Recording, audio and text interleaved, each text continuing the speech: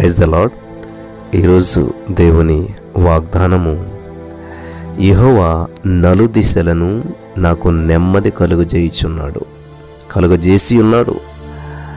మొదటి రాజులు 5:4. కలుగు చేస్తాను అంటలేదు, కలుగు చేస్తున్నాను అంటలేదు, కలుగు చేసేసాడంట. కాబట్టి ఈరోజున మన జీవితంలో దేవుడు ఆల్రెడీ నెమ్మదినిచ్చాడు. మనం నెమ్మది లేకుండా ఉండటం దేవుని ఉద్దేశం కాదు. నలుదిశల నుంచి దేవుడు మనకు నెమ్మది ఇచ్చాడు. శాంతి సమాధానాలు కలిగి ఉండటం దేవుని యొక్క ఉద్దేశం. కాబట్టి గందరగోళంలో మీరు ఉన్నారా? 4 వైపుల నుంచి సమస్యలే చూస్తున్నారా? కానీ అది మన పోర్షన్ కాదు, అది మన భాగం కాదు. మనం చూడవలసింది నెమ్మది. ప్రతి వారి మనోనేత్రాలు దేవుడు వెలిగించి నెమ్మదితో కూడిన జీవితం జీవించడానికి సహాయపడును గాక. ఆమేన్. యేసయ్యకు వందనాలు. నువ్వు నలుదిశలను మాకు నెమ్మది ఇచ్చావు. మరి ప్రతి వారు సమస్యల్లో నెమ్మది లేకుండా ఉన్నారు.